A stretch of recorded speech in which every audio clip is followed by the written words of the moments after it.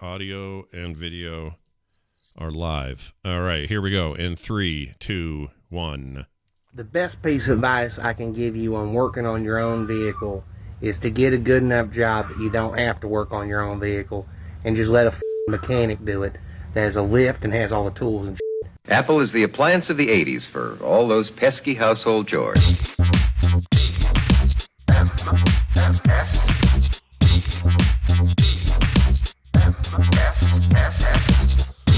The morning stream. Better than dog butt flung poo.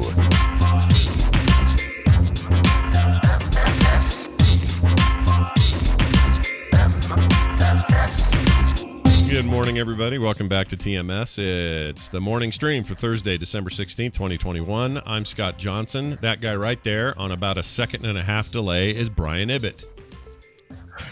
That's right. How you doing, Scott? I'm fine. Good to sort of be here slightly after you. It's almost like we're shouting over the mountains. Something happened. Something weird happened yesterday because AWS went down right as we were going to record the show. That's why there was no Wednesday episode of the show. Everything was ready. We were ready. Everything was good, but that didn't happen. And we thought, well, today everything will be all cleared up. But for some reason, audio delay is still there, and that was a symptom yesterday as well. And we don't know why. We can't. It's not us. Our internets are good. We're full speed up and down. No idea. Yeah. So live with it. So I'm gonna do a little reset after the show today, see if that fixes things. But in the meantime, you've got us, and think of this as like a throwback episode to the early days of TMS. Yeah.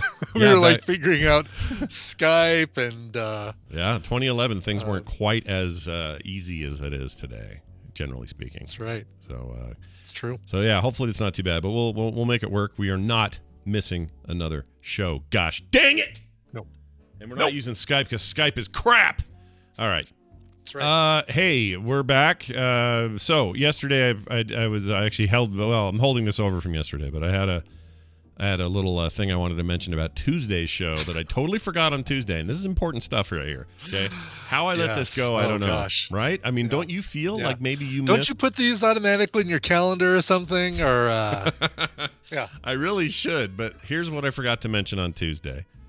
In chat room, I'm putting up the Mad Max thing early so you can see it. All right, there you go. Tuesday's show was episode 2215.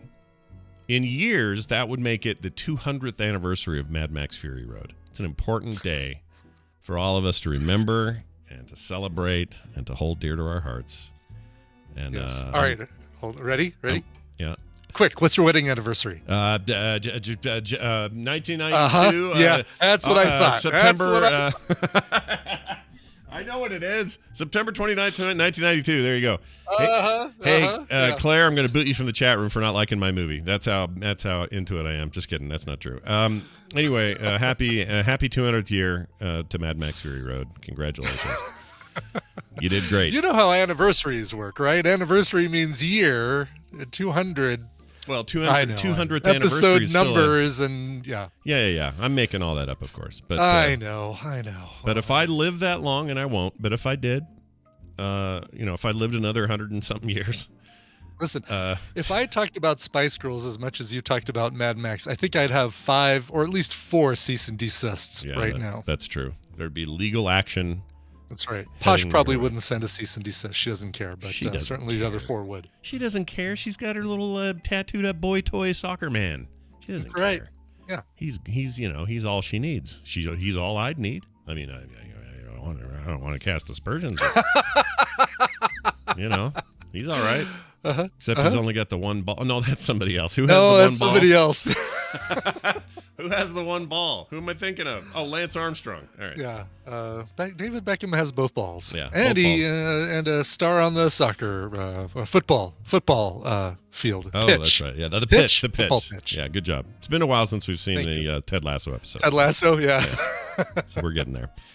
Good news is I was supposed to get my booster the other day. Here's the bad news. I went in. All right. My daughter and my wife got it earlier in the day. And they were already kind of feeling a little, ooh, boy, this one's hitting a little harder. And so they had me scheduled it after the show on Tuesday. So I'm like, sweet, let's go get it. Let's get this done. Let's get this over with. By tomorrow morning, I'll feel fine. Whatever. I go in, and the doctor goes, or the pharmacist goes, have you been sick at all recently? And I went, I don't want to answer this question, but I did. I had to do it honestly. I said, sinus infection, but pretty much gone now.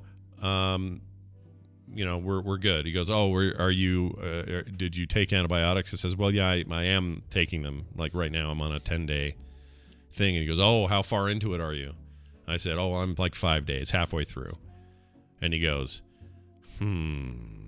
like that, just like a.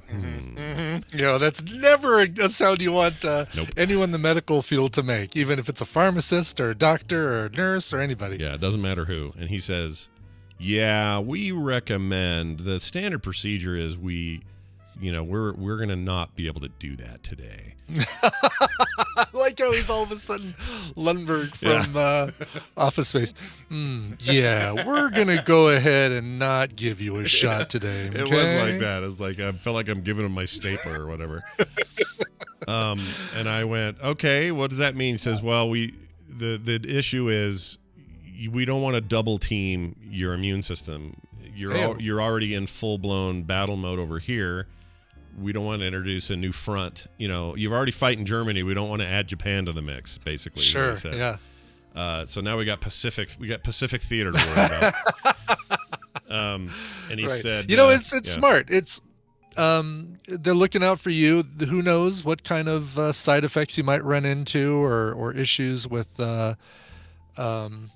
crossing the streams, so to speak. That's the second time I've used that today, and nothing a whole different reason I've used it. Yeah, that's fine. 2 different contexts. Works for me. Yep. Totally good. Yep.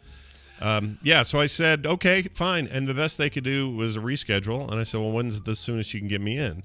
And they said, how's the 30th? I'm like, dude, really? Well, it's busy. There's a lot of this and that. Fine. Okay. Lock me in for the 30th. I'll brave Christmas without it. Whatever. It's fine. Yeah. So they do that. But then yesterday, my sister-in-law, Sarah, comes by the house and there to pick up something, Kim Lending or something. And she comes in and she's like, yeah, I just got back from my booster. And I go, oh, how far ahead did you schedule it? Oh, I called this morning and they got me in 2 hours.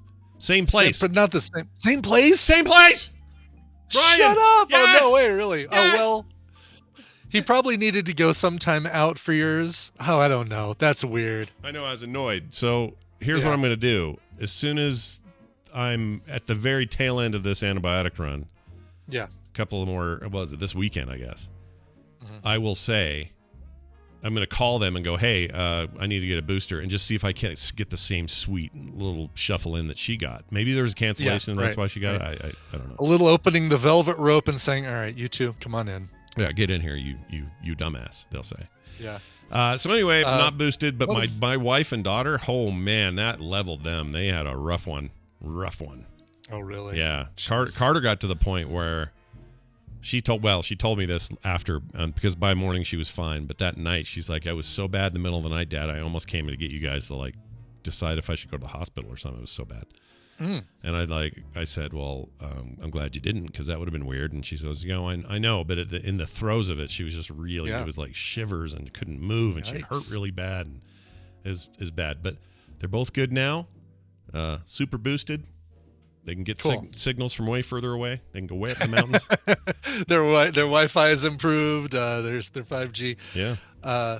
So we've got family coming into town because of Tina's father passing. Yeah. And one of Tina's relatives arrived at the door, and because we're still being safe and because we were in Jim's room for a long time, we're still wearing masks. I haven't left the house since I came back from Tina's parents' house a couple days ago. Yeah. And we're taking our tests today to see if we've got the chaff. You got the chaff. But, oh no. But one of Tina's relatives arrives and sees her in her mask and says, "Masks? Are those still a thing out here?" Oh geez. Where's she coming from? Where's she coming from? They're coming from Kansas City, Missouri. Kansas City. Which, that's as far as I know, still has a pandemic going on. Yeah. Yeah, that's where the Fargo, Kansas City mob is from. I've seen enough Fargo to know there's nothing but trouble in Kansas City. All trouble up there. Right? Yeah. Yes, the Kansas City mob. So, geez Louise. Wow. That's a fun thing to hear the first thing you hear at the door. Especially, and it's such a thing to say considering what's happened recently with Tina's dad, you know, with the it's like maybe now's not a good time to to act like COVID's not a thing. I don't know. Did they not know? Did they know? They know that his. They know that his 6-month prognosis turned into a few hours because of COVID, and yet they still say that. That's lame. So, lame. Yeah. I mean, no offense, but here's what I say. No, it's lame. It's absolutely lame. Here's what I say to them. I do it. Here's the Tina voice version of that. Yeah. There you go. Yeah. that was the sound of Tina biting her tongue and not letting into him. There'll be a lot of that probably in the next couple of days for you guys. Yes, exactly. All right. Well, hey, here's another quick moment I wanted to share. I got something in the mail. Thankfully, mail's been real bad lately. I don't know what's going on. Well, I do know what's going on. Our mail system kind of sucks right now. Plus, it does. Yes. Yeah. You know, I'd said something to you, and we weren't sure when it was getting to you until today, looking it up. But I know that there are other things that I've sent to people, and I also paid priority mail prices, and they still haven't got them. Yeah, it's bad. I don't even know what priority mail is anymore. What priority means? Like it's just priority means we'll delay it slightly less than non-priority. Yeah. What do you get when you combine a currently bad mail system with some kind of lousy leadership in charge of the postal system, and then combine that with just regular old Christmas and weather delays? Yeah, it's bad. It's bad. It is bad. Yep. There's nothing good. But I did get something that I am so stoked about. This was from my Secret Santa, and they've already said it's okay for me to bring this up and say who it was. Guacamar was my Secret Santa this year. Oh, cool. And I got in the mail this little box. It wasn't huge or anything. And I thought, well, what the heck do we have here? What will this be? You know, what do you get the guy who only cares about 5 different things? And what do you do? Right? So yeah, exactly. I know this. You're tough to shop for. I'm not the easiest to shop for. Neither are you, by the for the record. Ryan's hard to shop for too. Well, I'm tough to shop for because I have everything. Yeah, that's and it's all behind me. Yeah, you and I have this problem all year. If we see a thing we really want, we're not going get it. Yeah, we don't put it on a list and say, "Hey, remember my birthday in July." We just get it, or we don't, and someone else doesn't know because we don't tell anybody. Like it's a weird thing. We kind of live in a bubble. Right. But anyway, I get this in the mail. Look what I got. Check this out. Let's see. I'm going to be jelly. Oh, look at that. The original, in great condition, by the way. That's a real one. That isn't just like a handmade sticker business. Nope, this is real. The Mad Max. Technically, it's 2 because that's Road Warrior imagery there. It is Road Warrior. Yeah. But it's the Mad Max game for the NES. Came out in '85. Wow. And didn't even send the sleeve with it? What? No instruction manual, mint in box. Oh my gosh! I know, right? No, this is maybe so far this year. It's my favorite thing I've gotten. That is really love this. Really I cool. always wanted a copy of this. I never played the game back in the day. I doubt I'll plug this into any working NES now. Do you have a? I have a mini. That's it. I have nothing with a cartridge for it. Right, I was going to say, we both got minis and you can't put anything into the mini. No, I could buy one of those Chinese, I don't know if they're Chinese, but the Famicom. Yeah, they got like a play every cartridge deal you can buy on Amazon. It'll plug in Genesis cartridges and NES, Super NES, all that. I might do that, but I love this. This is my kind of gift. Cool. Like, I will hang this up somewhere is how I'll do it. I know what you need to do is go to like a Container Store or one of those places, get a shadow box frame, and have it mounted slightly above so it's kind of hovering. Put some sand in the bottom of it. Yeah. I like it. Why don't I do that? I should do that. I have a bunch of NES cartridges right there. Do you? That I could show you. Do you have you don't have a hole to plug them into? Yeah, let's see. Just no NES to stick them in, I guess. Or working NES. I have my old controllers, but no NES. These we found at my mom's house, and wait till you see what's in here. All right, we're looking. By the way, these do have sleeves and instruction manuals. Oh my lord. We have NES Golf. Oh, I had that. Okay. We have Pipe Dream. Oh, I hated that game, but yes. I played it so much of that. Yeah. We have a little Russian thing called Tetris Oh yeah, with an instruction manual explaining how to play Tetris. Yeah. Oh, Because you only need I just did the Angry Birds theme in my head. I know that's not right, but they sound so.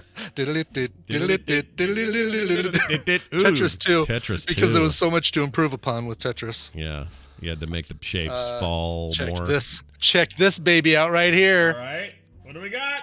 Oh, original Metroid. Oh, Original man. Metroid.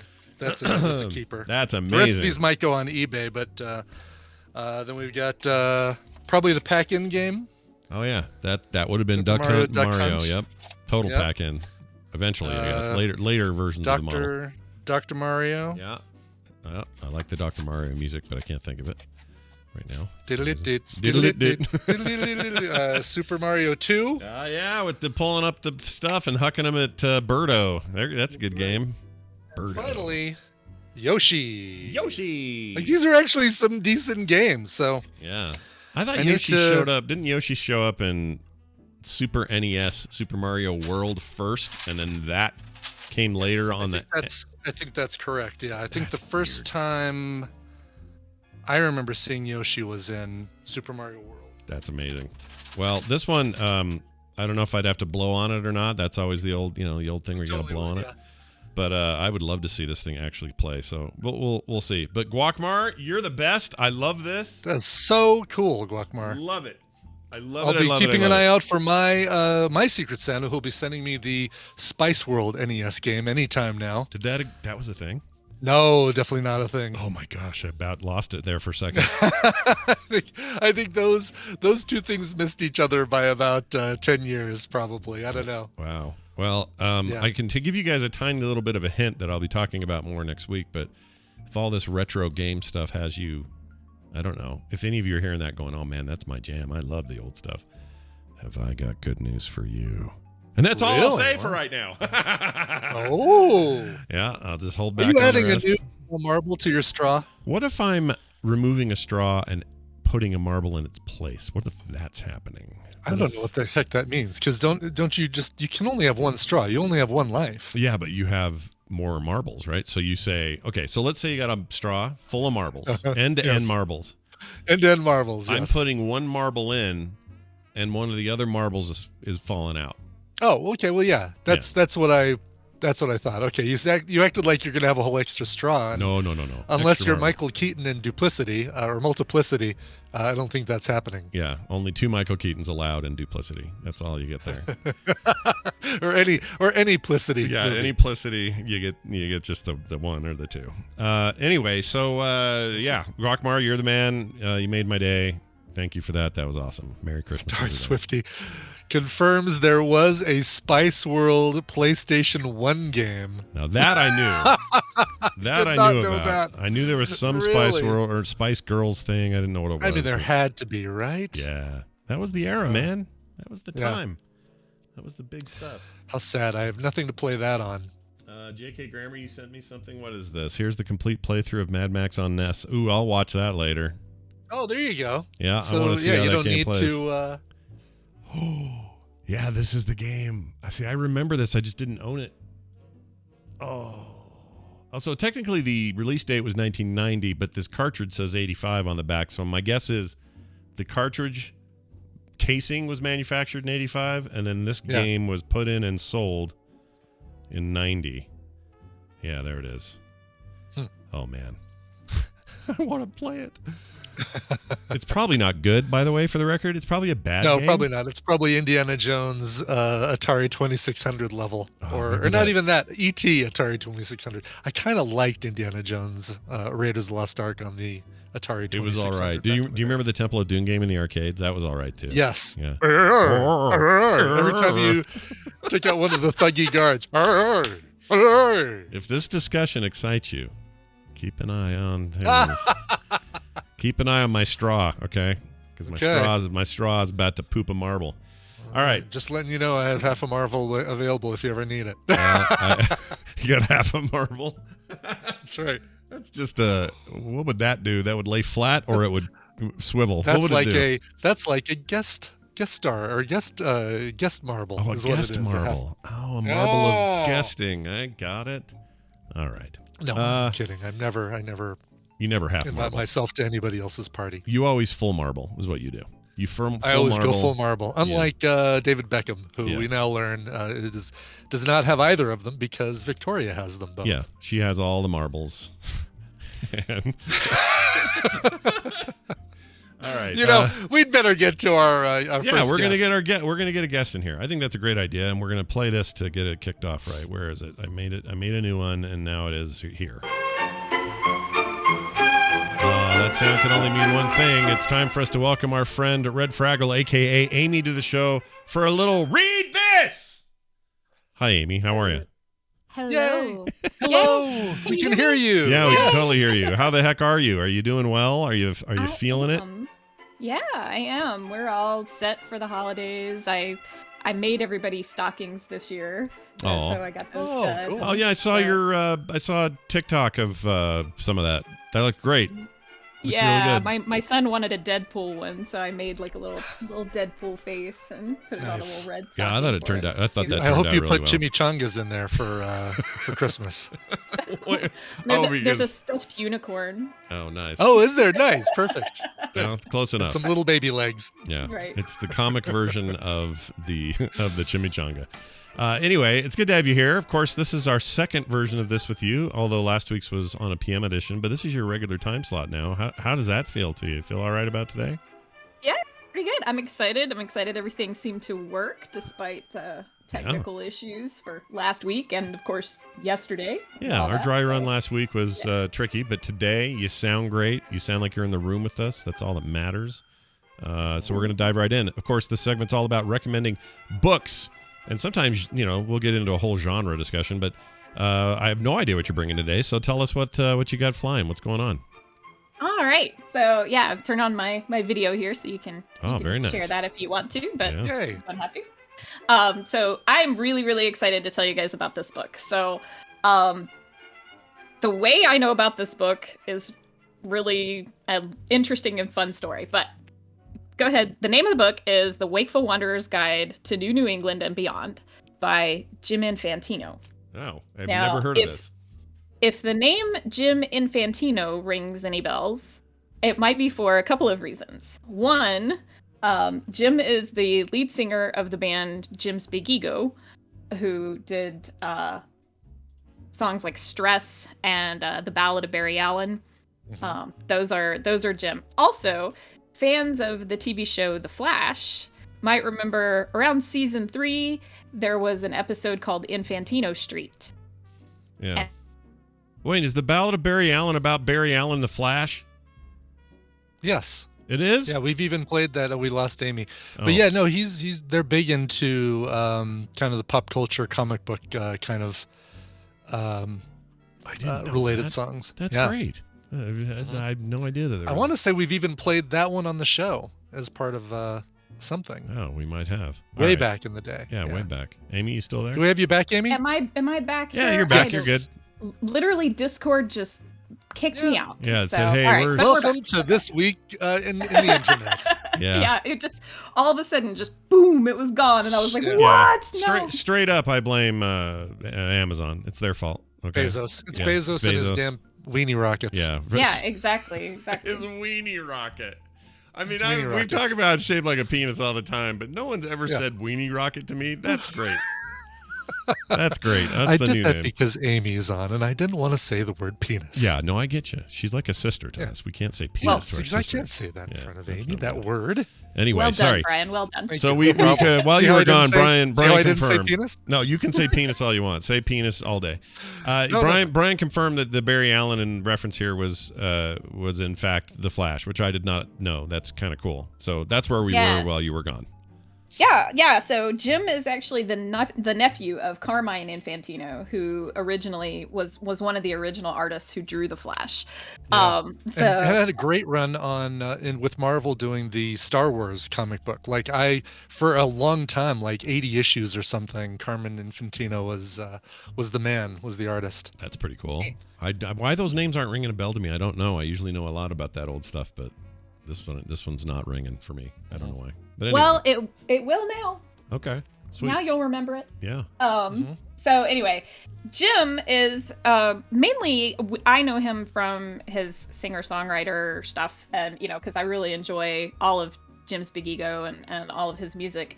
And he started doing a thing towards the beginning of the pandemic where he was doing sort of these, he calls them his solo and isolation concerts, where he was basically just him hanging out in his office, by himself and his guitar, and it was great. And there, we had a little, it was like this, we had a little chat room and whatnot. And then he started doing kind of a little Zoom after party with those. And my husband's a huge fan, and so he was all excited, like, oh, should we do it? Should we join the Zoom after party?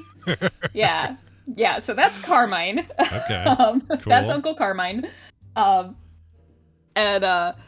So anyway, so we joined the Zoom, and then basically we became friends with this guy who we've kind of thought of as a rock star for several years, which was pretty cool. And then it turns out he was writing a book, and it's now turned into a series of books, and it's speculative fiction. He calls it a post-apocalyptic cyber hippie travelogue. Oh. So You kind of had me at all of that. That all sounds great. So it's a really interesting look at what would happen if, a combination of climate change and economic collapse just completely turned our society inside out. And it's really, really interesting because you've got these two different factions of people. There's like the traditionalists who are sort of refusing technology, and they're refusing anything, sort of medically new. Sure. Might sound kind of appropriate for this period of time. Sure. And then there are the interconnected, and the interconnected have completely eschewed all sorts of traditional economics, and everything is based on, like, imagine a world where the number of likes you get on Twitter is actually like determines how well you live. Oh. Like there's no money, there's no economics. It's all based on how well liked you are. That seemed like the Black Mirror. Yeah, thing. Black Mirror episode reminds me of that a little bit. Right? Wasn't that the deal? With Howard, Ron Howard's daughter with 3 names. Bryce Dallas Howard. Bryce Dallas Howard, yeah. It was the one with her that had that same kind of thing. She went everywhere with a phone device thing, and they would always... Your social status was determined by the number of stars on your profile. Yeah, that's right. Nice and dystopic. I like that. Yeah, it's really, really interesting. And it even goes a step further because most people who are interconnected, they kind of communicate telepathically, and so a lot of people literally don't talk anymore, and it's sort of a giveaway if you talk out loud, with your mouth. So it's interesting. It's sort of like now where you can kind of tell, if you go out in a public space, the people who are not wearing masks, whereas in this world, if people are talking out loud, it's a bit of a giveaway. So, sure. But it's really, really interesting, and it talks about you follow this one guy who literally he doesn't live anywhere. He just sort of wanders around, and he has his little blog that people follow, and he wanders around to the different tribes and sort of documents what all their customs are like and everything. Yeah. And then there's a whole story with this woman named Helen, and it all gets really, really fun and interesting. And it's a bit in the beginning, it's a bit like author? Lost, where you're like, what the heck is going on here? What's the full name of the book again? Just so I'm going to show it up on the chat here. The name. It is the Wakeful Wanderer's Guide to New England and Beyond. Guide, the New England and Beyond. That's a big title. Yes. Yeah. So this series is just the Wakeful Wanderer's Guide. Did Fiona Apple write that title? Yeah, it was very Fiona Apple. That's funny. So the second book in the series is called The Wakeful Wanderer's Guide to Disillusionment. So, and then there's actually going to be a third one where I'm really excited about the third book. He's writing it now because he's putting in a character who has narcolepsy because, all the characters, the interconnected people have these interesting, mental implants. And so he sort of goes into, okay, well, how would somebody who has a neurological condition handle having some of these implants? Yeah. And so he consulted with me about what it's like to have narcolepsy. I forgot you had that. So can I ask you a question about that? I hope it's not too personal to ask you this. Yeah, no, of course. Yeah, go ahead. So I've never, I've never known anybody with narcolepsy, although we did have a neighbor who I just didn't know, but there was somebody who fell asleep at the wheel of a car, and it was their first instance of the condition. Oh, jeez. And it's a horrible time to discover you've got it. No kidding. And they slammed into a tree. They're okay. Everything's good, but the car got all banged up. And then from then on, I think they couldn't even get a license or whatever. So my question is that true? Like, do they not let you drive if you have a clinical case of narcolepsy? Well, so it depends. In my case, I can drive. I'm fine. But you have to go and see a neurologist, and you have to be. I literally have to go see my neurologist, even though my case of narcolepsy is fairly mild. Yeah. I have to go see him every 6 months to a year, for that reason, because he's like, look, you're my patient, and so if something happened and you were in an accident, I could be responsible for that. Interesting. So I have to go in and check in with him. But mine is very mild. There's actually, and Talia could actually probably speak on this pretty well because it's a neurology thing. But there's like three different things three different symptoms of narcolepsy that show up. One is like excessive sleepiness. And so it's not really like it is in the movies where you just all of a sudden... At a snap of a finger, you're asleep. Yeah. Right. Yeah. Like, but part of it is a thing called cataplexy, where cataplexy is almost like the reverse of a seizure. It's just like all of a sudden your muscles just all collapse. Like you just have no muscle tone, and you just... Is it like it's probably not a relaxing feeling. It's probably kind of scary. Well, right? yeah, if you're awake, certainly, because like what cataplexy is typically for is sleep paralysis. Yeah. So you know how people who have somnambulism, i.e. sleepwalkers, they have the opposite of this, where they don't have enough sleep paralysis to keep them in bed. Oh, I see. And so that's what it is. It's like the opposite of that, where you have too much of it, and so even when you're awake, you can just fall over. I don't have that part, which is what makes it not dangerous for me to drive. Right. No kidding. Oh my god. Have you ever had anything where you were like in the middle of something, like talking or in front of people or anything, where you're just like, okay, here we go, and then just like fell into some sort of version of what you're talking about? Does that ever happen to you? Thankfully not when I'm in front of people and talking to people, although I have to admit I was a little bit tempted to just go, when we started. Can you pretend like if you're in like a really boring meeting, you can be like, oh no, my narcolepsy. Oh no, this is bad. I better go. I better leave. Yeah, I get it. Boring meeting? Absolutely. Absolutely. I have absolutely like openly slept in the middle of a boring meeting. Like, no lie. Did you leave home that day with like hand-drawn eyeballs on your eyelids just in case something goes weird?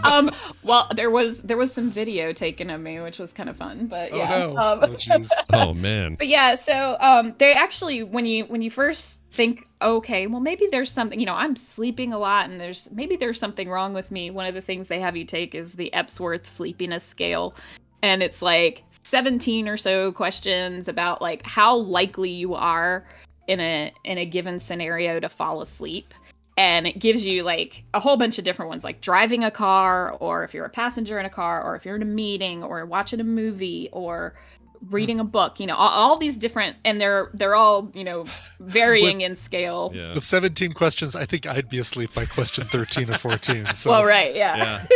That's the real test, right? It doesn't have anything to do with how you answer. It's how far you make it through the 17 questions. Do you ever, since you're an avid reader, that's one of the questions, like, does reading put you there, or do you feel like, I don't know, do you feel like that's the one case for not? That is one reason why I read so much, is because it actually does turn my brain off enough to where I can get good sleep at night. Because a lot of the flip side of narcolepsy is that it's really about the quality of sleep that you get at night more than it is just sleeping all the time during the day. So the thing with a narcoleptic is literally I could go to bed right now and fall asleep no problem. It's not about the amount. I can get all the sleep I want. I'm still going to be tired, and it's because of the quality of sleep that I'm getting. Narcoleptics tend to spend too much time in REM sleep. Oh. So, so we don't get enough of like the deep restorative sleep. And so that's why we're tired all the time. Yeah. Sleep's weird, man. Sleep stuff is so weird. Like the science on it is getting, obviously we know more and more these days than we used to know. But, you know, back when I was young, it was like, 7 hours is too much. Get up, you lazy whatever. And then, you know, I slept like crap last night. Nobody really thought more about it than that. But it's like, deep. It's like, you know, you need it. Your body's got this crazy cycle where if you're not getting like good, like you said, restorative sleep, you're kind of screwed no matter which end you're on. Like whether you're on your end of too much REM or like me, not enough, you know, it's bad for you. So, yep. That's why sleep hygiene is important. And so thus I became an avid reader because it's way better to read a book before you go to bed than it is to be looking at our little handheld screens all the time. I'll bet. Yeah. What's the frequency of being in REM sleep? Yeah, ask Kenneth. Yeah, ask Kenneth. He's the only one that knows. All right. Well, sorry we took you on a little off road there. That's interesting as heck. Oh no, it's okay. I was cracking up because I was like, suddenly I'm doing Bobby's segment, I guess. Well, you know what's interesting about what you've described about the book, though, is you know everybody's kind of got their little idiosyncratic conditions or whatever. That reminds me of this season or this first and only season of Hawkeye. There's a main character who's deaf. I won't give much else away, but I really like how they deal with it. Like it's not just a throwaway like, oh, she's deaf, that means she's got a weakness or whatever. Like she uses it to her strength, and it's like this crazy. It's very cool. Like I really like how they've done that, and I like stories like that where book authors or writers aren't afraid to approach that stuff in a different kind of narrative way. I don't know. It sounds like that's what's going on here. Yeah. Oh, absolutely. And in fact, Jim kind of addresses some of that because some people who like with physical disabilities, as far as things like that, like blindness, deafness, are actually kind of quote unquote cured by the implants. Especially, you know, deafness is kind of not an issue as much when nobody's talking anymore. Everybody's communicating telepathically. Yeah. But also people like with, you know, autism to the point of being nonverbal suddenly can participate much more in a society like this. And so it's really very interesting. Like, you know, kind of looking at, you know, how something like this and our intimate relationship with technology can change our relationships to each other. It's a really great book, and I'm excited for the third one to come out. So it's a really good series. Totally recommend. And Scott, I definitely think you would like it because, you know, it's post-apocalyptic. So yeah, you know, I like those. That's for sure. Yeah. Again, that book is called, I have it right here because I wrote it down and then I skipped ahead and I'm an idiot. Where did it go? Repeat the name of the thing for us, will you please? It is The Wakeful Wanderer's Guide. There it is. Go get it now. Available wherever you get your books, including looks like it'll be good on my Kindle Paperwhite. Yep, it is available on Kindle. Also, you can go to Jim's website and get it directly from him. I think it's like wakefulwanderers.com. I'll put that in the chat because I want to make sure I've got the right website there. Yeah. Sorry, should have looked that up before. No, it's all good. Looks like it might be just jiminfantino.com. I don't know, I'm not sure. But if you do a quick Google search, look on Gurggle. A Gurggle search. Yeah, look on Gurggle.org. No, Google it and you'll find about 100 results, or in my case, DuckDuckGo it, and you'll find it. Well, very cool. I love this segment. I think it's great. It's a cerebral, hey, reading books is still cool, man, kind of deal. And I like it.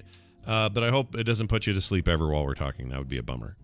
Oh, no. Never. All right. Never fall asleep. Never. Hopefully never bore you on here. Tell people where they can find more of Amy these days. Where can they go? Oh, yes. So you can follow me on Twitter. I'm Amy Robinson VO on Twitter.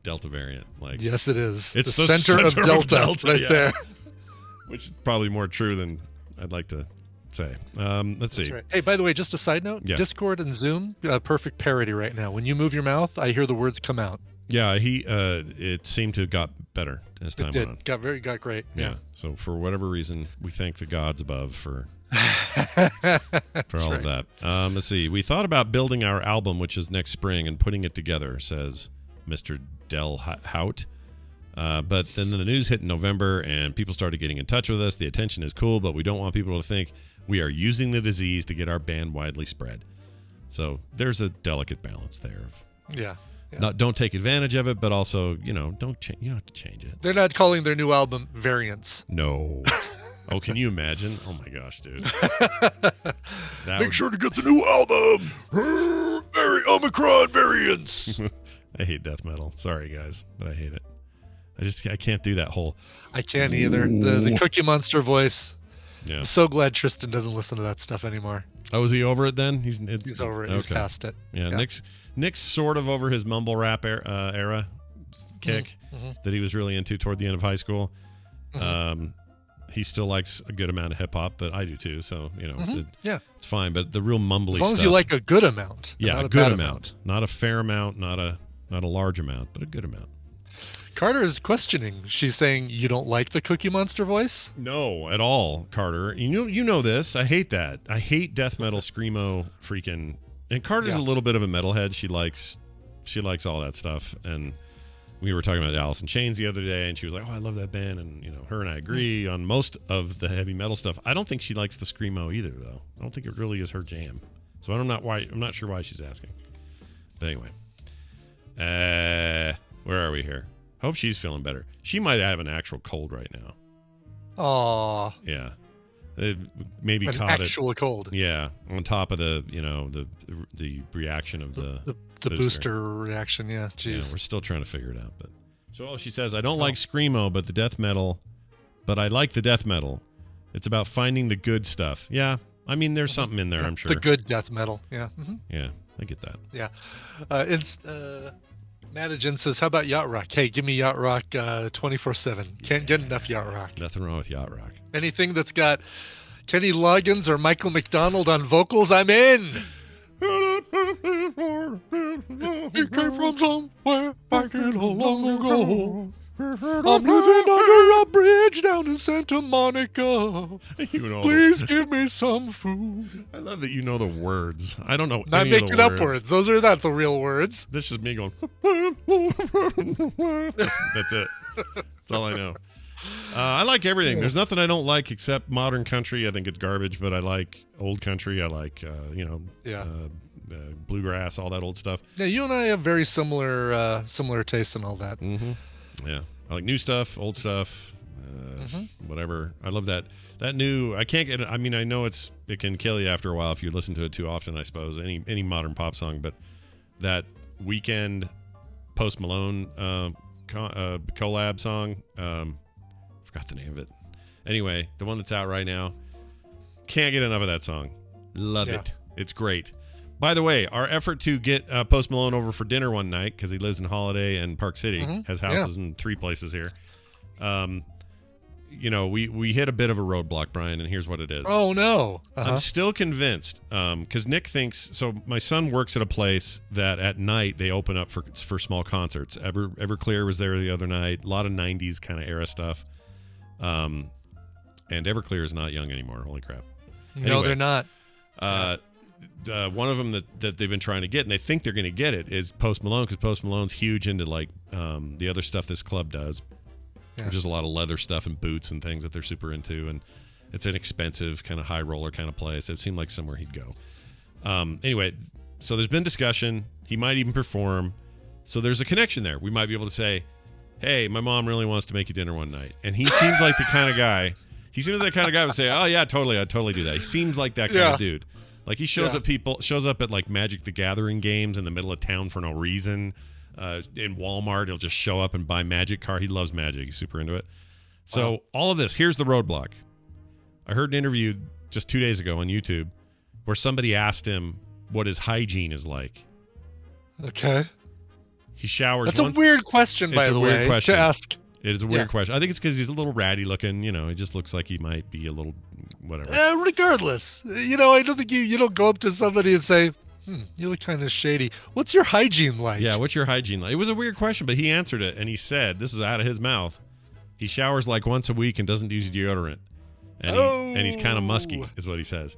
Now, I'm not saying I'd turn him down entirely. I'm just saying, maybe we get him on the shower day. And then we get Posty in the house. Or you wait until spring when you guys can eat outside. Yeah. It's and apparently this is a known thing. People know that he's just one of those guys. And it's fine. Whatever. There are a lot of people in Hollywood and music and stuff where they're all like, yeah, man. Whatever. I would ask that same question to Adam Duritz of the Counting Crows. Yeah. Just out of curiosity. Yeah. How you doing there, Mr. How's your Crow? hygiene, Adam? Yeah. Can you count all the ways that your crow hygiene is working for you? Let's see. All right, we're gonna take a break. When we come back, it's time with Randy. We moved a segment. We've moved Catwoman from yesterday to today, and we're gonna move him to the top of the segment because he has a hard cutoff. Oh shit! Hello. All right. Well, we'll do that right away. So that's happening right after this. No Wendy today. She's in post-COVID booster mode. So she's not here today. So sorry, everybody who is looking for help for their real problems in life. You're going to have to wait a week. But Randy will be here after this. So, Brian, let's play a song, and then we'll get to it. What do you got? Yeah. Well, what's cool about this is that Amy sent it to me because it's connected to her Read This segment. This is Jim's Big Ego. We were talking about Jim Infantino and the author of the Wakeful Wanderer's Guide that was talking about it earlier. This is a song from his band. It's called Utopia. He decided it was the best one to go with our discussion of that book. It's fantastic. Here is Jim Infantino and Jim's Big Ego and the song Utopia. It can't be done. It won't go. It won't fly. It won't work. We can't do it. What's the use? Well, you could probably put a lot of recipes in there. Huh?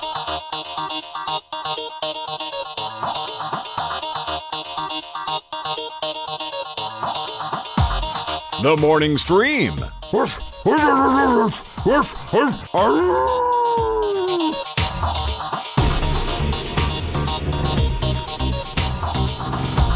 right, we're back, everybody. Hey, Brian, tell me that song one more time. Sure. That song again is Utopia by Jim's Big Ego from the album Free from 2008. Or maybe it's just a free album. I don't know. One of those two. Very, very nice. Yes. All right, we're adding Randy to the mix, and we're going to do Randy. This is going to be great. Hey, that music means Randy's here. It's time for Reccamentals. Yeah. Normally Wednesday, but not this week. It's today. Randy, thanks for being so delayable. We appreciate it. Oh, happy. I'm very, very happy. Yeah. I appreciate your delayability. Yeah, I love this so much. I really have been trying to follow all the suggestions. Yeah, it's a bit much. So this week I'm going the other way. Yeah. We're reversing course. Yeah, it happens when we have two of the three of us recommending really cool stuff, and then we're trying to recommend our own unique things, but you also really like what everyone else is talking about. It's hard to keep up. I've found it is. Yeah, it totally is. Tricky. Yeah, and tricky. and I'm gonna say this is a Reccamental I'm pulling this week, but I went into it expecting to have some appreciation for it because. Well, I'll get to it in a minute, but it's just all right. It's just weird. It's weird when you think, oh, there's going to be something here, and it turns out, no. This is really bad. Yeah, there was a recent Ryan Reynolds and Gal Gadot and The Rock thing that I had high expectations for. We watched it. It was, I've heard terrible things about it. I hear it's bad. And this is Reccamentals, so it's it doesn't follow the laws of physics or anything. I'm not going to come in here and talk a lot about things I don't want you to see. That what I just hit something this week that's I need to make sure people prevent themselves from losing their 2 hours of their life to this crap. This is a civic duty you're performing. Exactly. I think that's important. All right, well, our community appreciates it. Let's start things off with some clips from Brian Ibbott's choices this week. There are two. Oh no, I as think we're usual. doing Randy first. Oh, we 'cause doing he's you got a first, hard Randy? up. We got to give you a thing. All right, so we'll do you We first. can go in the usual order. You sure? That's Okay. fine. Okay. All All right. right. time. All right. We'll make sure Okay, this works. So, good. Brian, set us up for your first one there. What do you got there? Well, it's funny. Both of mine are films, Yeah. and both of mine are music related. The first one is more of a biography. Ooh. All right. I'll play it and see what we get. Well, clearly somebody upset this girl. Who is it? And, for years, no confirmation. She's classy. She didn't talk about it and shit. Everyone thinks it's the guy from some TV show. It's funny though, because I was dating so many more people than just him. But because of You Ought to Know and people saying it was about Dave Coulier, all this attention was like, she dated one person. Who's the person? Who gives a f? It's the experience. All I know is I wouldn't want to be him. You know what I mean? Like, I don't care who he is, but I hope whoever he is, he went to therapy. There's been about 8 people who've claimed the song has been about them. So I'm always just like, ooh, who said? Who said? Interesting that you think that song's about you, huh? Oh, this is that bitterest pill thing deal. I love her so much. Like she's on The Great North, and she's just amazing on that show. Yeah. Really? Okay. So I didn't know she did anything besides Dogma, and you can't do that on television. They didn't. Did they? Maybe they mentioned the Great North in the documentary, but that is the documentary called Jagged, not Bitterest Pill. Although, what I should do is make you watch the Jam documentary as well, Scott, so you can separate the two. Yeah, at this stage, I mostly do it for funsies, but yeah, I know, I know still you screw it up and forget. It's just the way it is with that. And the make no mistake, the documentary is kind of about Alanis Morissette, but more about that album and the impact of that album. You have to obviously talk about Alanis's history, her upbringing, all that stuff, and you have to talk about what she's been doing since. But for the most part, it's about that album. And there's a lot of controversy with the documentary, which I thought was okay. It's I think it's worth seeing, but it's not like a drop everything and watch it. Kind of like, I feel like Get Back is a drop everything and watch it kind of thing. But is that and also this comes with a feature podcast, right? So like for all you people who are looking for more podcasts in your life, days, though. Yeah, right? Well, let me ask you this. So she is the reason I heard Kevin Smith on that is the Dogma connection. Is that why? Yes. Are they like There's a lot of friends and people. You got Kevin Smith. You've got this producer that just fawns over every lyric and says, "Rain on your wedding day. Who comes up with a brilliant lyric like that?" Everyone. He seriously says that. Yeah. Everyone. Didn't answer 2 questions. It didn't answer. It didn't confirm that You Ought to Know is about Dave Coulier, although I think we all pretty much know that it's about Dave Coulier. And it also didn't answer the question about why is everything an ironic, not ironic. Yeah, no kidding. However, right? every other question you may have about it, I did not realize that. And now I'm blanking on his name. The drummer for Foo Fighters was her drummer for all those years of touring. Yeah, I forget. I always, because Dave Grohl plays drums, I always forget who the drummer for Foo Fighters is because it's not Dave Grohl. Right, exactly. Yeah, yes. It throws me off. So I don't know the guy's name. Claire's like, Dave Grohl's the drummer. No. Yeah. Nope. Taylor Hawkins, thank you. Yes, Taylor Hawkins was Alanis Morissette's band's drummer for a long time. Yeah, that's interesting. So is it? So why is she? Because apparently the controversy, part of it was she was mad or something, right? And I did a deep dive and tried to find out specifically what Alanis was so mad about this time. Mm-hmm. And she said that she was misled about the documentary, that they went places that she didn't want to go, and there was a salacious the interview was more for salacious purposes, which I don't understand, because the documentary goes into detail about her life, her upbringing, her influences, and what she's doing now, and it doesn't paint her in a bad light, and it doesn't make you dislike anything about her. But for whatever reason, she hasn't been specific about it. She does not like this documentary. Did she? Did they get into any of the stuff about Woodstock '99 and her performance there, or any of that stuff? Not at all. No, and it's because I don't know why, but this is also from the same people who did the. I mean, it's part of the Music Box series. It's that same Woodstock series. 99. Oh, okay. Same series. All right. So that's interesting because her why role they in didn't that, go into it, I don't know. It's not like there was anything huge from that, other than she was one of very few female performers at the event, and it was an important part of the event because right as things were starting to go real gross, she had finished up and was getting out of there, and it felt very like, woo, glad you got out of here when you did, sort of feeling. Yeah, no kidding. Because it got weird, man. That thing was weird. But there's interviews with other people in there. Shirley Manson from Garbage talks a lot about her and influences. You know, they both were female leads in the 90s, and talks about how difficult it was to be a female rock star singer in the 90s, and how that album, that Jagged Little Pill album, was such an influence and such a, it was the second biggest selling album of the 90s, behind what I assume, they never said it, but I assume the Bodyguard soundtrack was number one. Yeah, if you count that one, and I don't know if you should, but yes. I mean, yes, sure you should. Is it not an album? It's a good album. No, it's not even that it's it's a good album. It's just that movie soundtrack. I don't know. I don't know why I feel like they should compete in a different category. I don't know why. Because there's a lot of pop stuff on there, right? Like it's as big a pop stuff for Whitney Houston as she ever did. It's just because it's a movie and it's got Kevin Costner on the front of it with a gun. It just feels like it shouldn't be in the same category as just regular released music. I don't know why. I just looked it up. Two albums that were bigger sellers through the 90s. This is only counting sales in the 90s. Then Jagged Little Pill was number 3.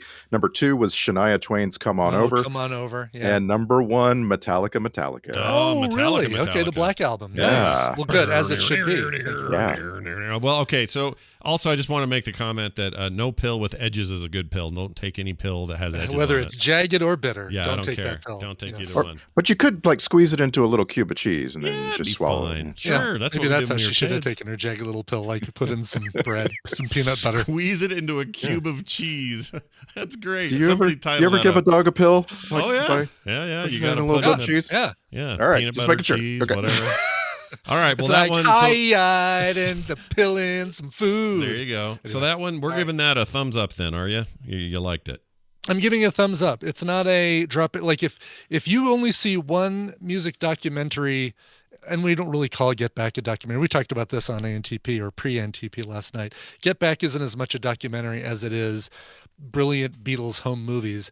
But if you are trying to decide between the two, go watch Get Back. And if you've got time, watch Jagged.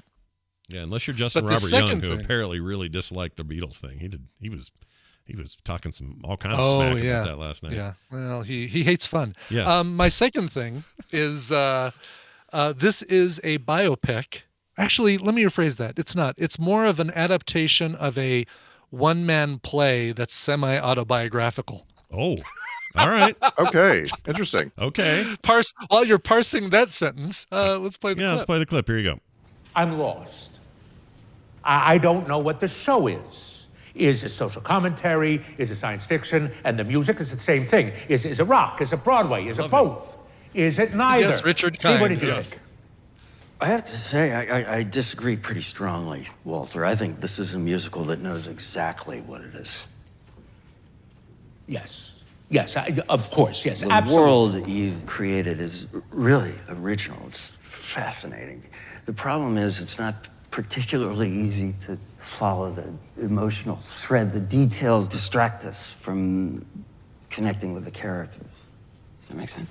Okay. Yes, we're on the same page here. That's exactly how I felt. We're saying the same thing, just differently. But the music, okay, I'm sorry, the music just wasn't there. I thought the songs were swell. Yeah, okay, yes, the individual songs. I particularly like the one the young man sings at the end of the first act. First rate, lyric and tune.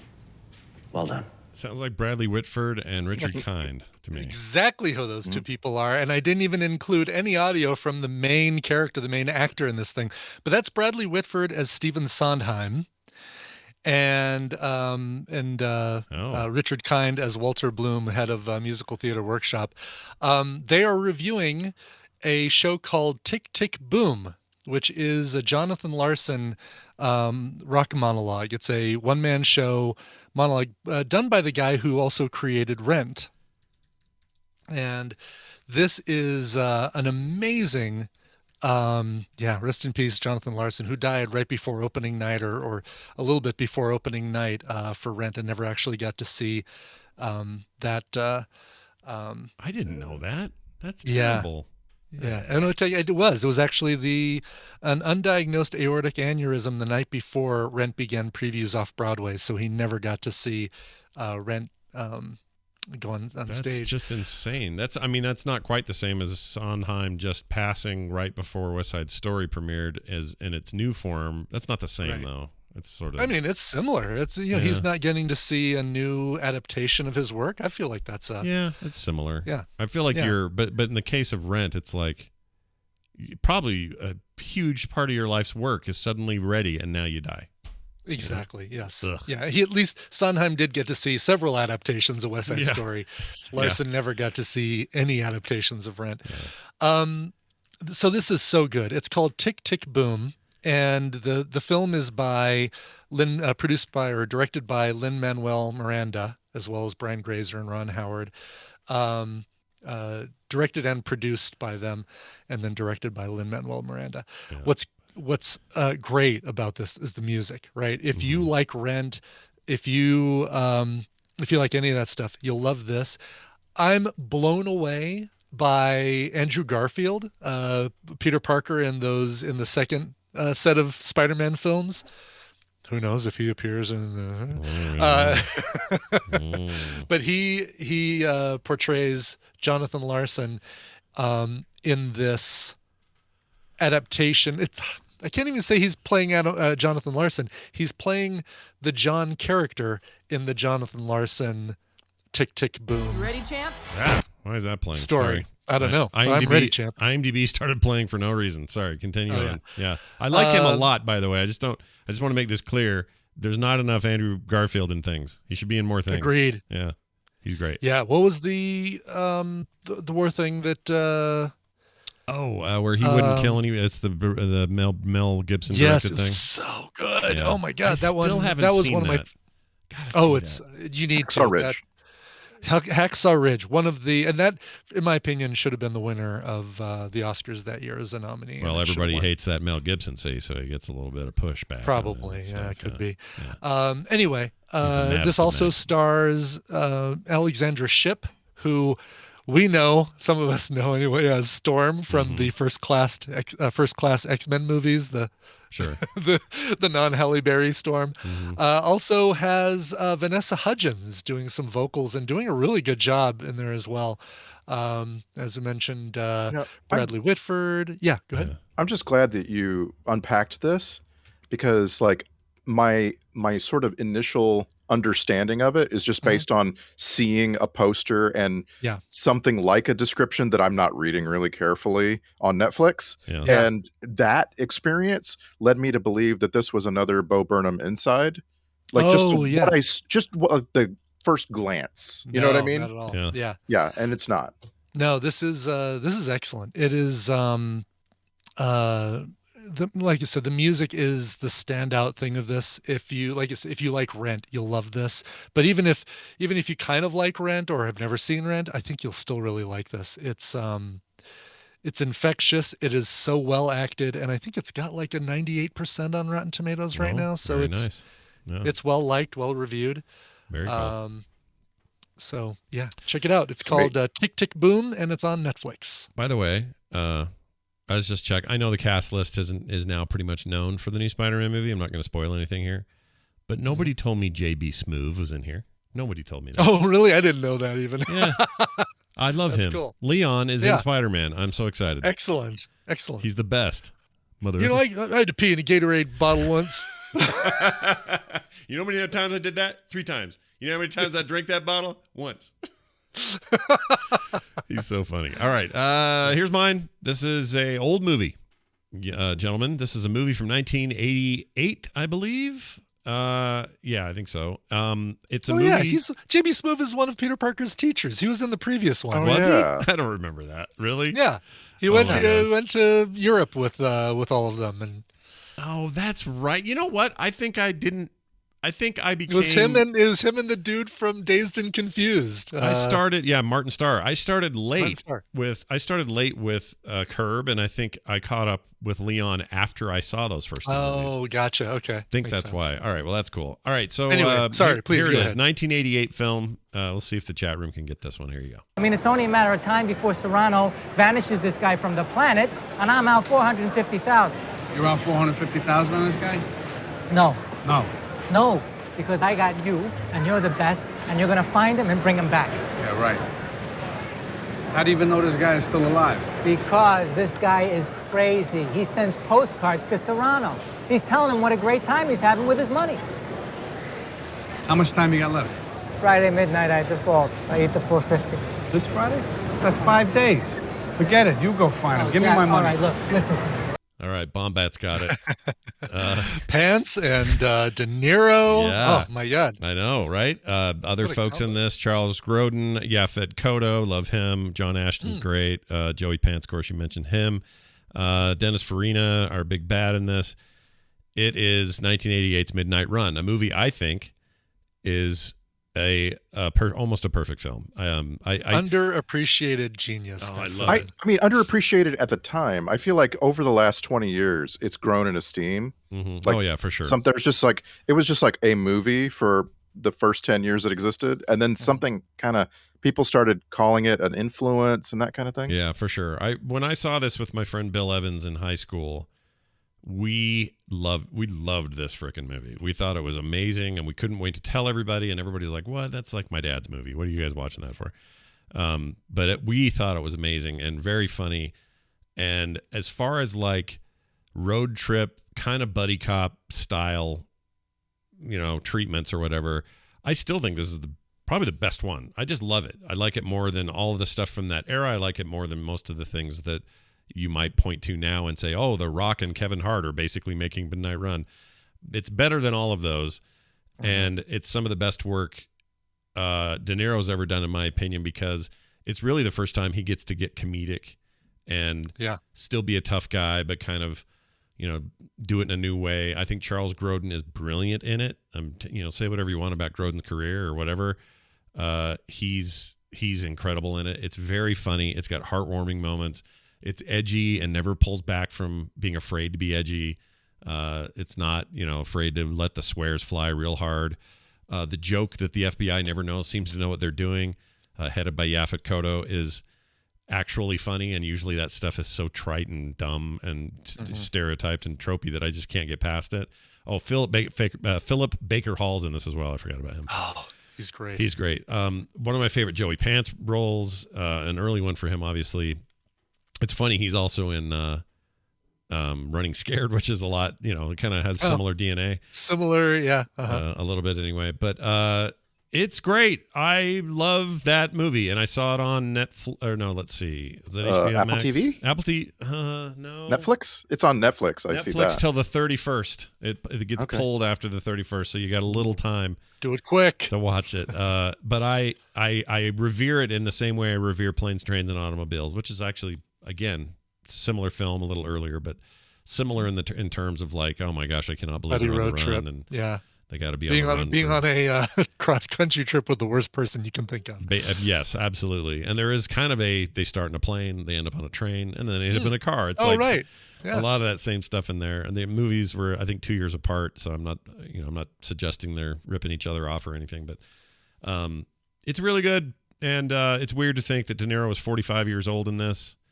It's weird to think De Niro was ever 45. Yeah, that's just a weird thing to like, see. Yeah, like Taxi Driver. I swear that guy's 50 in Taxi Driver. I swear. Do we now think 45 is young? Because Scott Johnson earlier called David Beckham a boy, and he's 46. Yeah, I think we think of those ages as young now. Well, I mean, of course, when you're older than that age, I think we definitely do. Of course you think, yeah. I also I was thinking when you guys were talking about narcolepsy, I grew up with a music teacher who I had many years through like middle school and high school of this music teacher. Yeah. And so it's like she was like one of my most prominent teachers in all of my schooling. Yeah. And she had oh my gosh, she had grand mal seizures every now and then. Geez. And a part of her like one of the symptoms of her disease was that she didn't want to take her own medication, like the medication that would prevent this. Like she just like resisted it constantly. Yeah. And anyway, like she ended up dying. She had a seizure while driving to work, and she was at highway speed and drove off the road and into a tree. Oh, geez. And anyway, she died at 48.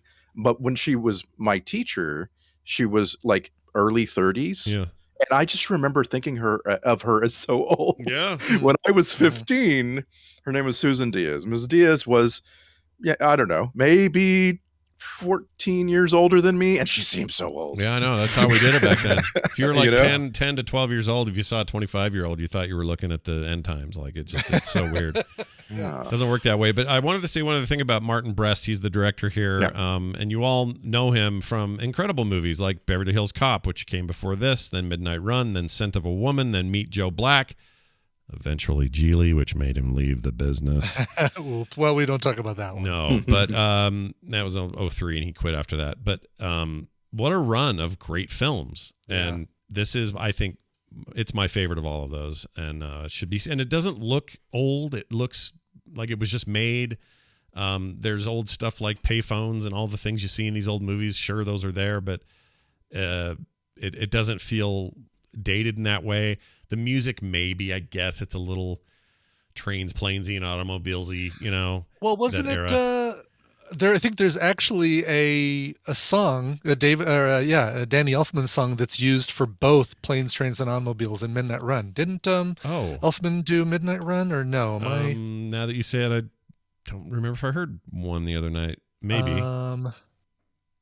Yes. Gosh, yeah, he did the Midnight. Yeah, the TVZ gun. He'll back me up on this. Midnight Run was Danny Elfman. Yeah. Okay. But then there's one song that was an instrumental version of a song that Oingo Boingo later did that was used in the soundtrack of both Midnight Run and not Planes, Trains, and Automobiles. Right. I think it was just Midnight Run. Okay. So was he credited as like soundtrack guy or something on this? Yeah. Oh, I didn't know that. That's amazing. Yeah. Okay. I had no idea about that. Anyway, I love it. You should see it before it leaves. It's, it's not really for the kids. It's pretty sweary, but and occasionally a little violent. But for the most part, it's, this is adult comedy. Adult. It's hard to call it even a comedy. It's not straight comedy. It's like something else. No, it's like a action adventure. Yeah. Yes, comedy. But lots of comedy, and it's good, legit, earned comedy. It's not stupid pratfally, dumb stuff. It's funny and cerebral and amazing. I love it. I love it. I love it. I love it. All right, Randy. Now to you. I got a clip here. How do you want to set this up? It's just bottom line. I am looking at Netflix the other day, and this is the number 2 most watched thing on Netflix. Wow. And I'm like, okay, all right. I know it's based on a book that was really bestseller kind of thing years ago. Yeah. I'm gonna give it a shot. All right. And then I watched it, and it's one of the worst things I've ever seen. Oh, and okay. I just can't believe that. So I tried People to are keep so hungry for something new on Netflix. I don't care. I'm gonna watch it. Yeah. So I tried to Well, there's also a certain subculture that's propping this thing up, and now I know that. But anyway, listen to the clip. I'll tell you what it is. All right, here we go. Car leaves in 20 seconds. We gotta go, little rascal. Do you think the princess should have a red dress like?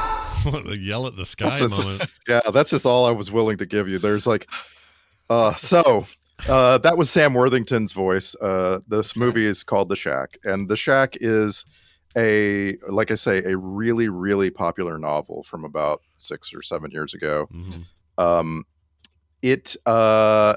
It was made into some kind of weird Hallmark movie almost. It's hard to explain how you get from there to here, but the basic story is that there's a man, Sam Worthington plays this lead, who, when he was a kid, he grew up in the worst imaginable household. Okay. His dad was so abusive that at 13 years old, he kills his father. Oh, That's how abusive this was, right? And so then he, like puts a life together, finds his wife and kids, and then at 40, he would like jump from 13 to 40, right?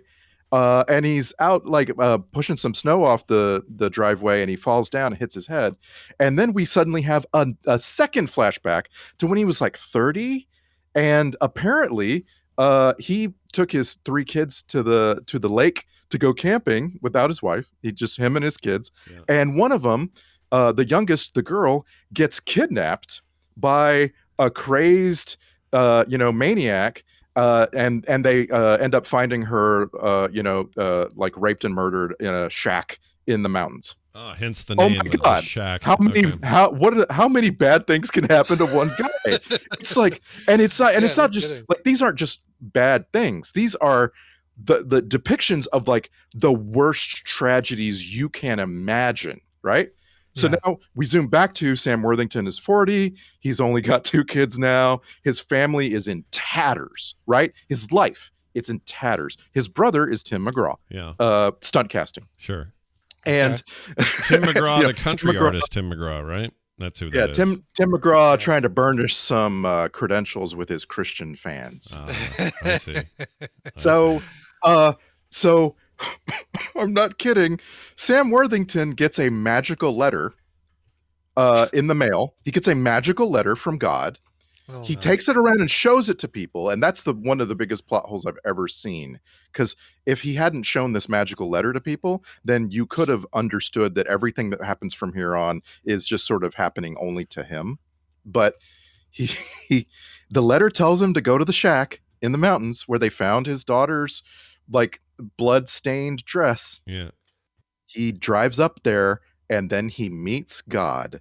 And God is I should say he meets gods, multiple gods. At first you think, oh no, he's just meeting the Christian Trinity God, which is Octavia Spencer as a father, and I'm forgetting the names of the actors who play Jesus and the Holy Spirit. But they're fantastic. Graham Greene's in this. I love him. Yes. Yeah. That's when you get to Graham Greene, you realize, oh, he's actually getting to talk to and work through his problems in his life with multiple gods. This is a polytheistic take on Christianity. Interesting. And it's terrible. And Dave Bautista is the Holy Ghost. Yeah, like it's terrible. It's so bad that I had to stop at one point. I just stopped and I'm like, I don't even want to know how this ends, because the movie is all about the problem of evil, which is very, very interesting to me. Mm-hmm. And our lead character, Sam Worthington, is literally saying to Octavia Spencer as God the Father, you have a problem of evil here. Like your problem is this thing that philosophers have talked about for centuries, and I need you to answer for it. And God's like, nah, not gonna. I'm not gonna answer it. And it's just fascinating, like, because then he talks to the Holy Spirit, and the Holy Spirit's like, no, we're gonna talk about the Garden of the Garden of Eden a little bit, but I'm not gonna answer for evil. Yeah. And then, he talks to Jesus about it. And then he ends up talking to a sort of like judgment God version of Octavia Spencer's character. And then he ends up talking to Graham Greene. It's fascinating how he just keeps going to all of these different depictions of God. And then he's not getting anything satisfying. So I stopped watching it, but then I'm like, you know what? I need to know how this ends. I need to know if this guy does he go back to his life? And the answer is yes. And you do not need to watch. I'm trying to spoil the hell out of it because you should not watch it. So why do you help keep other people from watching this thing? This being a 2017 film, why do you think this is so big on Netflix right now? What's that because about? It just hit. It's finally streaming for free to its audience. Okay. And because I never even heard of this before. I thought it was like a Netflix original or something, but no, it was like 2017. It was many years ago. Yeah.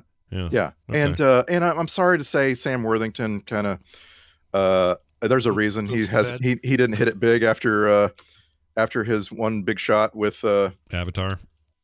Like he's all right. I like him. Yeah, he's okay. Like, he's okay in this role. He's a handsome fella. Yeah, but like This is a script it's the worst Reccamental right here, man. It's just like in the end, by the way, so he's gone into a spiritual realm in this journey, right? And he has to come back out of it and go into the real world. Sure. And the way they do that is they have him wake up from a car crash. He never made it to the shack in the first place. He was in a car crash all along. The whole time. Yeah. He's been busy though, man. He's got all kinds of stuff in 2021, 22, 26, 28. Well, I guess these Avatar sequels are all coming. He's in all those, but yeah. If they ever come. If they ever happen. Feels like I don't know. They say they're in post-production. I don't know what that means. There's some really interesting discussions that have come out of this movie. So I'm like, if it's piqued your interest at all, just go search it up and look for like people's blog posts about it, because all kinds of modern philosophers, internet philosophers, have written a lot about the idea that Christianity used to be more polytheistic, and that along the way there were a bunch of people like clamped down on that shit and we're like, no, we may have polytheistic roots, but we can't. But then there's a lot of Judaism that has kind of stuck with it and held to some polytheistic traditions from centuries ago. And so there's really interesting stuff here, go read about that and talk to people about that. It's very interesting. But the movie, it's just garbage. And at the same time, the guy who plays Jesus, he's so good.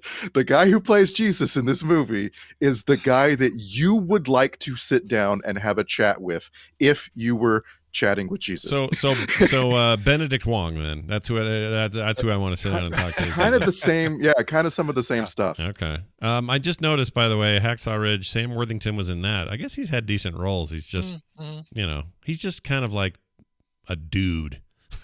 Hey, do you guys want to put a dude in your movie? Well, I got good news for you. Here's a guy. We have a dude who wants to be in your movie. Yeah. Guy who plays Jesus is named Aviv Alush. And I haven't seen him in anything else. Like looking at his list, and I don't get it. But that name is great. I love that man. name. He's perfect as Jesus. This guy really captures what you in our culture will think of as the role. All right. Well, I was curious about it. It looked more like true crime to me, but it sounds like it's nothing like that. It's like something else. So. It's talking to God. It's like, and it doesn't start doing that until about halfway through the movie. And so you're like watching this poor soul's history, and he's just getting tortured. Like the worst things that dude kills his own dad at 13.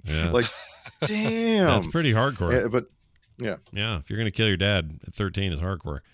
Well done. This is great. All of these Reccamentals and Reccamentals will be referenced in Randy's tweets over there at Randy Deluxe. So get in there and do it, man.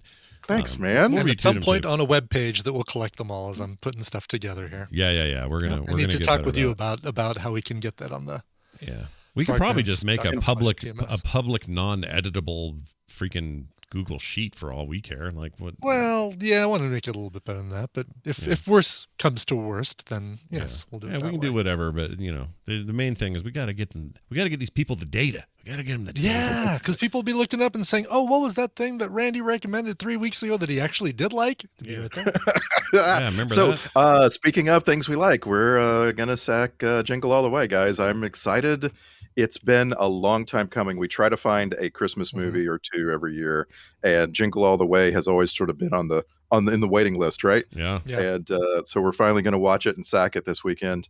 And me and Ibit have never seen it. I'm so stoked. It's such a good bad movie. Having never seen it, I don't even know what to expect. I know it's supposed to be comedic, and it's Schwarzenegger doing one of his comedies, and that's all I know. I don't know anything else. Sweet. It's perfect setup. There you go.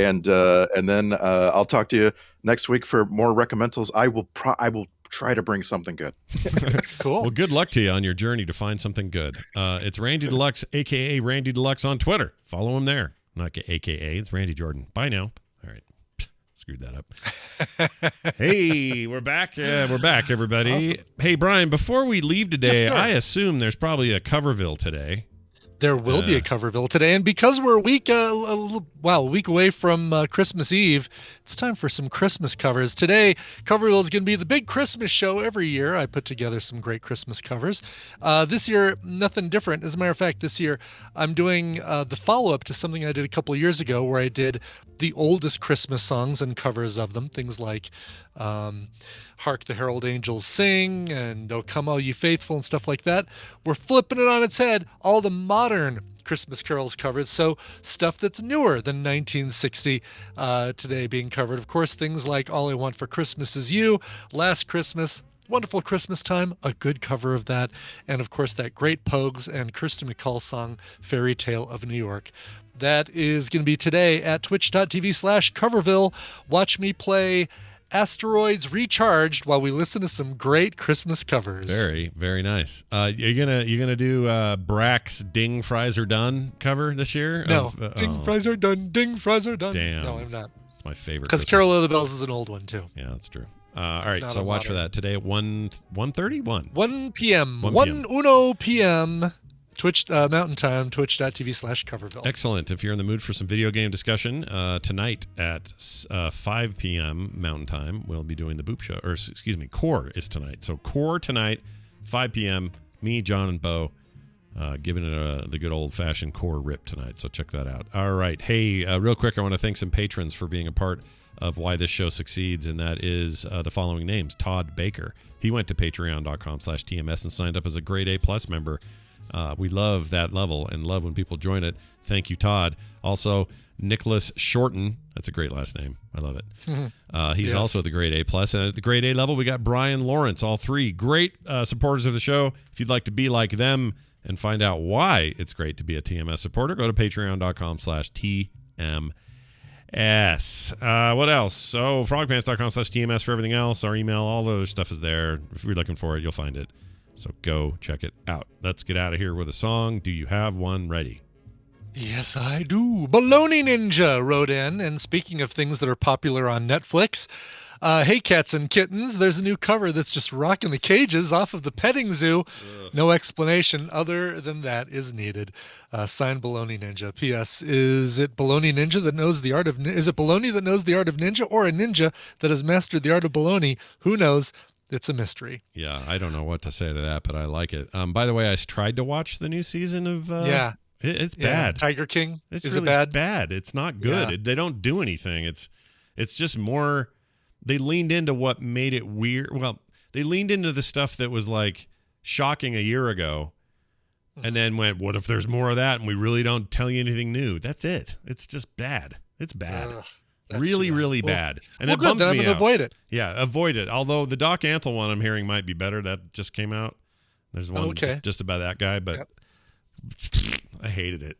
I didn't even do a Reccamentals. I was just like, I'm going to pretend I didn't watch this first episode. Going to pretend I blacked out and didn't watch this. Listen, when we get in another season of Making a Murder, I really want to find out what's happened with those. Yeah, let's find out. Kids. Let's not have another seson where they don't really tell us anything. I'd like to know what the hell happened. Yeah, let's actually have some stuff. Yeah.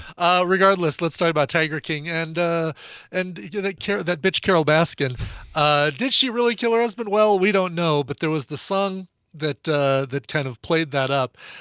Here, it's being covered by, yes, The Offspring. Yes, got to keep them separated. Covering Here Kitty Kitty by Joe Exotic. All right, here it is. We'll be back Friday or the PM. Yeah, Friday, PM. PM edition of the show. Be there. PM, Friday, tomorrow. That's for patrons. And the next week we'll have new shows and hopefully never internet problems again. That's the goal. Thank you all for listening. We'll see you then. This show is part of the Frog Pants Network. Frog Pants Network. Get more shows like this at frogpants.com. Sex.